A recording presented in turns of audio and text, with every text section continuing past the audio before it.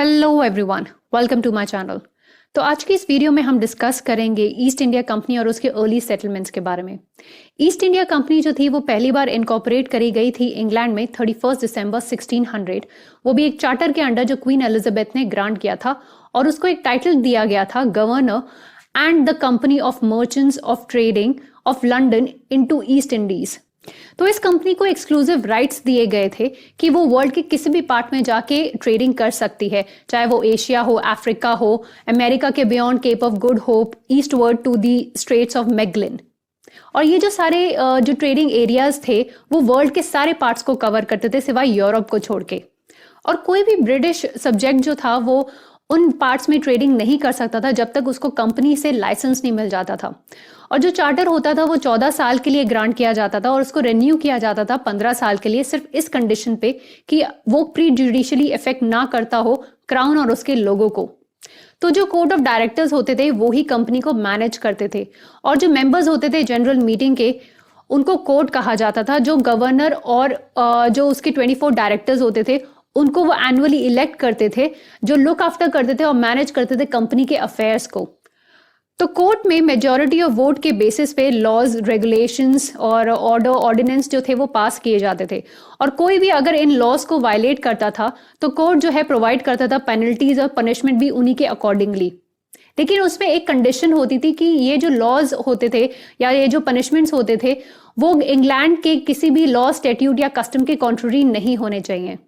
तो जो दूसरी ईस्ट इंडिया कंपनी जो थी वो इनकॉर्पोरेट करेगी थी सिर्फ कॉमर्स पर्पस के लिए, ताकि वो इंडिया के साथ ट्रेड कर सके, और वो इनकॉर्पोरेट करेगी थी 5 सितंबर 1698 में, वो भी चार्टर के अंडर जो विलियम थर्ड ने इशू किया था। और 1709 में इन दोनों कंपनीज को यूनिफाई करा गया था under the award of Lord Godolphin, और इस कंपनी को नाम दिया गया था ईस्ट इंडिया कंपनी। 1698 चार्टर के बेसिस पे ही कंपनी की कॉन्स्टिट्यूशन, पावर और फंक्शंस जो थे वो फॉर्म करे गए थे। सिर्फ कुछ ऐसी चीजें थी जो चार्टर 1600 से ली गई थी। तो न्यू चार्टर के अकॉर्डिंग जितने भी टोटल मेंबर्स होते थे कंपनी के वही जनरल कोर्ट को बनाते थे, और जनरल कोर्ट ही था जो डिसाइड करता था, एनुअली इलेक्ट करता था 24 डायरेक्टर्स को, जो मैनेज करते थे और कंट्रोल करते थे कंपनी के अफेयर्स को। जनरल पावर के साथ साथ कंपनी को सॉवरेन राइट भी दिया गया था क्राउन का, कि कंपनी के पास पावर है कि वो गवर्न कर सकती थी अपनी फैक्ट्रीज और अपने फोर्ट्स को। लेकिन कंपनी जो थी वो अकाउंटेबल थी अपने क्राउन के सामने, इसलिए कंपनी जो थी वो अपने एनुअल अकाउंट्स जो थे वो सबमिट करती थी ब्रिटिश पार्लियामेंट में। जब रेगुलेटिंग एक्ट 1773 का इनैक्टमेंट हुआ तब जाके कंपनी की कॉन्स्टिट्यूशन में बदलाव आया था। जब कंपनी क्रिएट हुई तब यह रियलाइज्ड हुआ कि कंपनी के पास सफिशिएंट पावर्स नहीं है कि अगर कोई भी फंक्शंस में या उसके ऑपरेशंस में लॉलेसनेस या फिर डिसोबीडियंस होता है तो वो उस डिसोबीडियंस को कंट्रोल नहीं कर सकती, क्योंकि कंपनी के पास सफिशिएंट पावर्स नहीं है। तो ऐसे केसेस में कंपनी जो थी वो क्राउन से मदद मांगती थी, और क्राउन जो था वो कमीशंस को इश्यू करता था, जो कमांडर इन चीफ को ऑथराइज करता था कि इन सारे कैपिटल ऑफेंसेस को देखे। तो पहला कमीशन जो था वो इशूड किया गया था 1601 में। 14 दिसंबर 1615 में क्राउन ने जनरल पावर्स जो थी वो कंपनी को दी थी कि कंपनी के पास पावर होगी, वो कभी भी अपने कैप्टन्स को कमीशन इशू कर सकती है।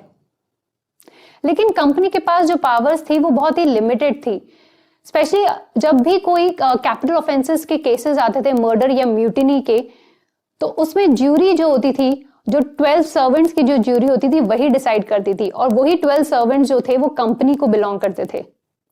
4 फरवरी 1623 में किंग्स जेम्स सेकंड ने कंपनी को पावर ग्रांट करी थी कि कंपनी के पास पावर है कि वो अपने ऑफिसर्स को कभी भी ऑथराइज कर सकती है कि वो किसी भी पर्सन को पनिश कर सकते हैं। 3 अप्रैल 1661 में एक चार्टर इशूड किया गया था चार्ल्स सेकंड के द्वारा, जो बहुत ही स्पेशल सिग्निफिकेंस होल्ड करता है इंडियन लीगल हिस्ट्री में। इस चार्टर के द्वारा कंपनी के पास पावर थी कि वो अपनी फैक्ट्रीज के लिए गवर्नर एंड काउंसिल दोनों को अपॉइंट कर सकता है, और इसके साथ साथ गवर्नर एंड काउंसिल को ऑथराइज कर सकता है कि वो किसी भी सिविल और क्रिमिनल मैटर्स को जज कर सकते हैं इंग्लिश लॉज के अकॉर्डिंग।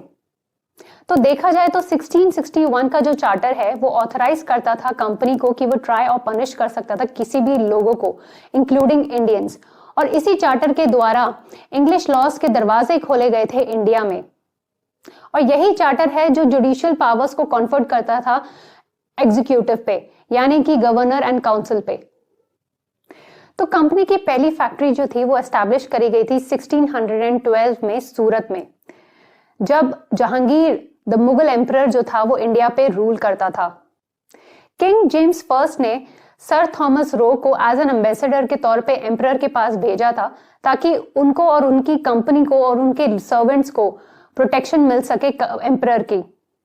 तब एम्परर ने फरमान जारी किया था जिसमें उसने कुछ ऐसी फैसिलिटीज जो थी वो ग्रांट करी थी इंग्लिश लोगों के लिए कि वो अपने ही लॉस के अकॉर्डिंग यहाँ पे रह सकते हैं और अपने ही कस्टम्स को, अपने ही रिलीजन को वो फॉलो कर सकते हैं।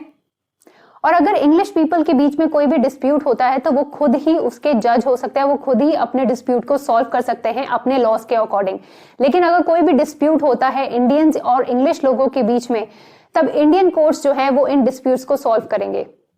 प्रेसिडेंट और काउंसिल्स जो होते थे, जो कंपनी अपॉइंट करती थी, वो ही फैक्ट्रीज को एडमिनिस्टर करते थे और जो कंपनी का डिसीजन होता था वही काउंसिल का डिसीजन होता था। इससे एक चीज तो क्लियर हो गई थी कि इंग्लिश पीपल जो हैं वो डुअल सिस्टम ऑफ लॉ से गवर्न होते थे। तो पहला था कि जो भी डिस्प्यूट होता था इंग्लिश पीपल्स के बीच में, तो इंग्लिश लॉज जो थे वो अप्लाई होते थे। और दूसरा था कि अगर कोई भी डिस्प्यूट इंडियंस और इंग्लिश पीपल के बीच में होता था तो नेटिव लॉज जो थे कंट्री के वो अप्लाई होते थे। तो देखा जाए तो नेटिव कोर्ट जो होते थे सूरत के, उनकी कोई अच्छी खास रेपुटेशन नहीं थी, क्योंकि कोई सेट पैटर्न नहीं होता था क्राइम एंड पनिशमेंट्स का, और जो करप्शन था वो जजेस में इतना ज्यादा रैम्पेंट था।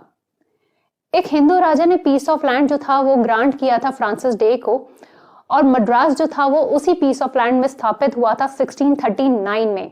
और एक फोर्ट जो था वो भी एस्टैब्लिश किया गया था जिसका नाम रखा गया था सेंट जॉर्ज फोर्ट। और हिंदू राजा ने ऑथराइज किया था कंपनी को कि वो गवर्न कर सकते हैं, डिस्पोज ऑफ कर सकते हैं पटनम की गवर्नमेंट को। तो फोर्ट के अंदर रहने वाले जो लोग थे वो सारे इंग्लिश पीपल थे, और फोर्ट के बाहर रहने वाले जो लोग थे वो सारे इंडियन नेटिव्स थे, नेटिव पीपल थे, जिनको ब्लैक टाउन कहा जाता था। तो जो फोर्ट के अंदर वाले लोग थे उनको व्हाइट टाउन कहा जाता था, और फोर्ट के बाहर वाले लोगों को जहां रहते थे वो ब्लैक टाउन कहा जाता था। तो इन दोनों टाउन को मिलाकर फिर नाम रखा गया मद्रास। तो 1726 तक लीगल सिस्टम जो था मद्रास में एग्जिस्ट तो करता था, लेकिन उसके 3 स्टेज थे। पहला स्टेज था 1639 से लेकर 1665 तक। तो शुरुआत में मद्रास जो था वो एजेंसी सबऑर्डिनेट हुआ करता था सूरत का, और जो भी चीफ ऑफिसर्स होते थे उनको एजेंट कहा जाता था, जो कंपनी के अफेयर्स को मैनेज करते थे काउंसिल की मदद से। तो इस स्टेज तक तो देखा जाए तो जुडिशियल सिस्टम जो था वो एग्जिस्ट तो करता था, लेकिन वो सिस्टमैटिक नहीं था, और ना ही कोर्ट्स में रेगुलरली कोई भी जस्टिस जो था वो एडमिनिस्टर करा जाता था। सिर्फ एक ही सिस्टम जो था वो एग्जिस्ट करता था, वो था एजेंट और उसके काउंसिल्स व्हाइट टाउन्स के लिए, और दूसरा था शॉल्ट्री कोर्ट्स जो सिर्फ ब्लैक टाउन्स के लिए हुआ करता था। तो कोई भी डिसीजन जो था वो टाइमली नहीं लिया जाता था, और जो केसेस जो होते थे वो पेंडिंग रहते थे। इवन की effective and expeditious means of communications भी लैक करती थी। तो जो विलेज हेडमैन था वो ही शॉल्ट्री कोर्ट्स को चलाता था, जिसको आदिगर भी कहते थे। और डिसऑनेस्टी के ग्राउंड पे जब आदिगर को डिसमिस करा गया तो कंपनी ने 2 सर्वेंट्स को अपॉइंट किया जो इस कोर्ट को चलाते थे। और ये जो कोर्ट थी वो सिर्फ पेटी सिविल और क्रिमिनल मैटर्स को डिसाइड करती थी, लेकिन जो मैटर्स ब्लैक टाउन से रिलेटेड होते थे उनका कोई स्पेसिफिक या फिर रेगुलर प्रोसीजर नहीं होता था इन मैटर्स से डील करने का। इवन की पनिशमेंट जो थी वो केस टू केस डिफर करती थी।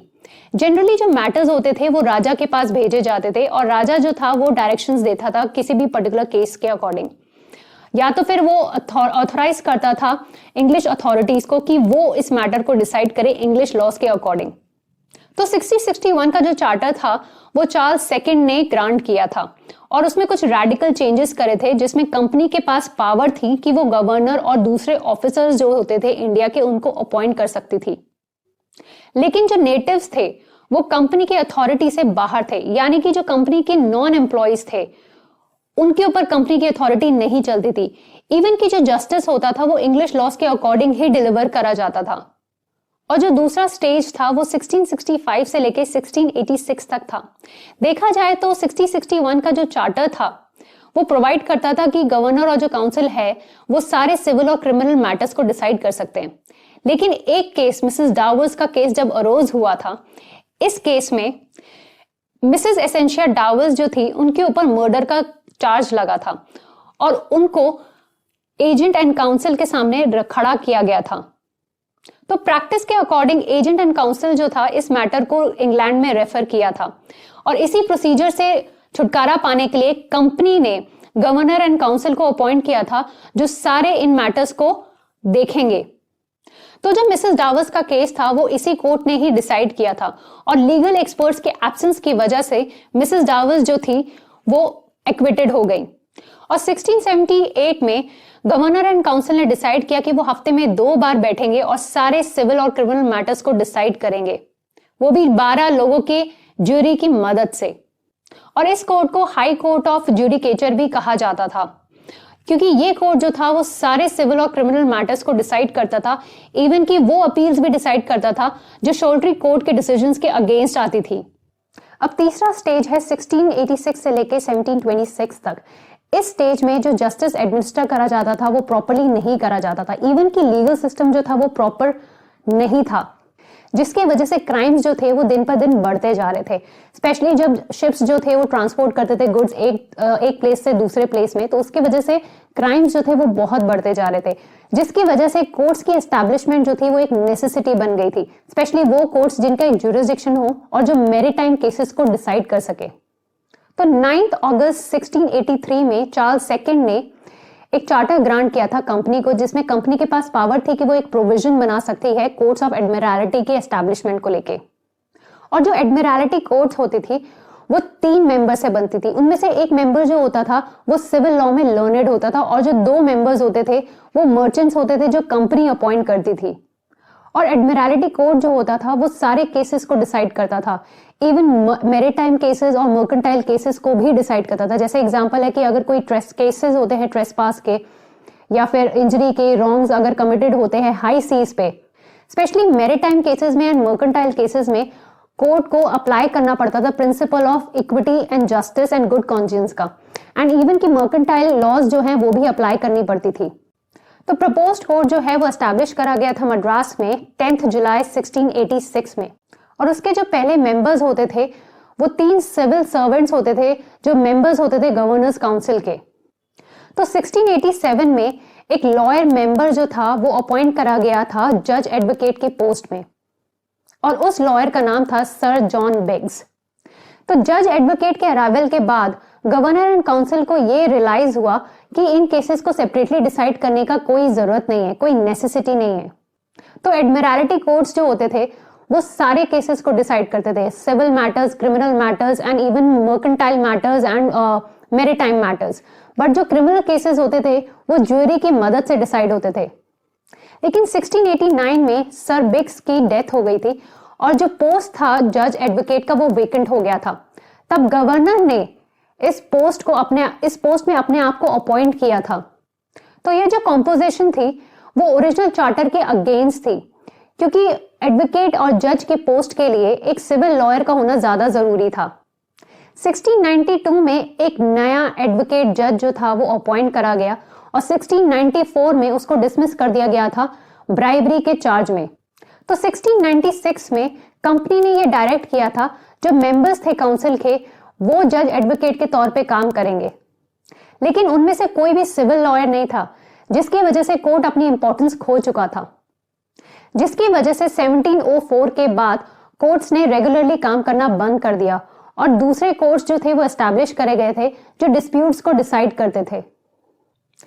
30 दिसंबर 1687 में चार्टर के अंडर ईस्ट इंडिया कंपनी ने एक कॉरपोरेशन को एस्टैब्लिश किया था मद्रास में और उस कॉरपोरेशन का मेन पर्पस था लोकल रिप्रेजेंटेटिव प्रोवाइड करना, लोकल टैक्सेस इंपोज करना और तीसरा पावर रखना उन सारे कंट्रोवर्सीज में जो अनआर्म्ड इनहेबिटेंट्स के बीच में होती थी।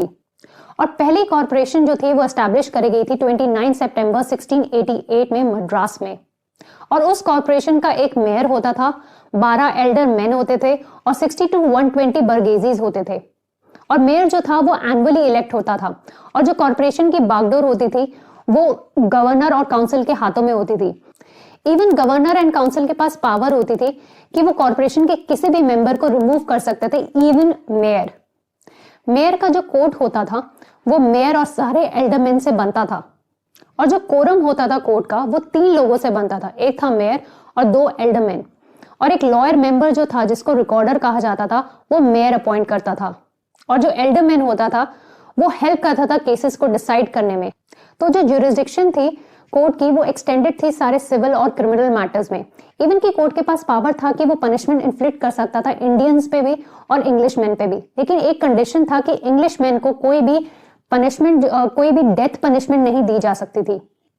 तो क्रिमिनल केस को डिसाइड करने के लिए कोर्ट जो है वो ज्यूरी की मदद लेता था, और अगर कोई भी अपील होती थी कोर्ट के जजमेंट के अगेंस्ट, चाहे वो सिविल केस में हो या क्रिमिनल केस में हो, वो अपील जो थी वो एडमिरल्टी कोर्ट में जाती थी। सिविल मैटर्स में अपील तभी फाइल की जाती थी अगर उनकी वैल्यू जो है वो 3 पगोड़ा से ज्यादा हो, और क्रिमिनल केसेस में क्रिमिनल अपील तभी फाइल करी जाती थी अगर लॉस ऑफ लाइफ या फिर लॉस ऑफ लिम्ब इन्वॉल्व हो। तो जो लॉज कोर्ट अप्लाई करता था वो कहीं पे भी स्पेसिफिकली लिखा नहीं गया था, सिर्फ एक प्रोविजन बनाया गया था चार्टर में जिसमें ये लिखा गया था कि कोर्ट डिसाइड करेगा सारे डिस्प्यूट्स, एंड इवन वो डिसाइड करेगा कंपनी के लॉज के अकॉर्डिंग। तो देखा जाए तो कोर्ट जो था वो एक इंडिपेंडेंट जुडिशरी नहीं था, वो पूरी तरह से डिपेंडेंट था गवर्नर एंड काउंसिल में, क्योंकि गवर्नर एंड काउंसिल जो था उसके पास पावर थी कि वो मेयर और उसके एल्डरमैन को कभी भी रिमूव कर सकता था, और मेयर और एल्डरमैन जो था वो मेंबर्स थे काउंसिल के, जिसकी वजह से वो भी फुल जस्टिस नहीं कर पाते थे मैटर्स पे, जो मैटर्स स्पेशली कंपनी से रिलेटेड होते थे। तो मेयर कोर्ट के एस्टैब्लिशमेंट के बाद जो शोल्ट्री कोर्ट थी जो नेटिव्स को जस्टिस डिलीवर करती थी वो अपना इंपॉर्टेंस खो चुकी थी, और उसकी जो ज्यूरिसडिक्शन थी वो सिर्फ पेटी क्रिमिनल केसेस को सॉल्व करने तक ही सीमित रह गई थी। वो सिर्फ इम्पोज करती थी माइनर पनिशमेंट जैसे फाइन हो गया, इम्प्रिजनमेंट हो गया, और सिविल केसेस में वो उन्हीं मैटर्स से डील करती थी जिनकी वैल्यू जो थी वो 2 पगोड़ा तक थी। तो mayor court, choultry court and admiralty court, ये 3 ऐसे कोर्ट थे जो मद्रास में फंक्शन करते थे, और 1704 के बाद एडमिरल्टी कोर्ट ने अपना काम करना बंद कर दिया था। तो जो ज्यूरिसडिक्शन थी एडमिरल्टी कोर्ट की वो गवर्नर एंड काउंसिल उसको एक्सरसाइज करते थे। तो अगर ओवरऑल पिक्चर देखी जाए, एडमिनिस्ट्रेशन ऑफ जस्टिस जो एस्टैब्लिश करी गई थी मद्रास में वो इतनी अच्छी नहीं थी अर्ली स्टेजेस में, और इस सिस्टम के बहुत सारे ड्रॉबैक्स थे, जैसे कि प्रॉपर जुडिशियल सिस्टम नहीं था, अनसर्टेनिटीज थी लॉज की, यानी कि जो लोग थे उनको पता ही नहीं था कि लॉज जो है वो एप्लीकेबल है उन पे और उनके डिस्प्यूट्स पे। सिवियर और बारबेरियस पनिशमेंट दी जाती थी, और लैक ऑफ फैसिलिटीज होती थी जेल्स में, जो इनमेट्स थे वो बहुत ही इनह्यूमन कंडीशंस में जीते थे, और बहुत ही अनफेयर ट्रायल रहता था। जो प्रिंसिपल ऑफ फेयर ट्रायल है, जैसे प्रिंसिपल ऑफ नेचुरल जस्टिस या फिर बेनिफिट ऑफ डाउट देना एक्यूज्ड को, वो कोर्ट ऑब्जर्व ही नहीं करती थी। तो फ्रेंड्स, आज का मैं वीडियो यहीं खत्म करती हूँ। उम्मीद करती हूँ कि आपको ये वीडियो पसंद आई होगी। लाइक, शेयर और सब्सक्राइब करना मत भूलिएगा। अगली बार फिर आऊंगी एक नई वीडियो के साथ, तब तक के लिए बाय बाय।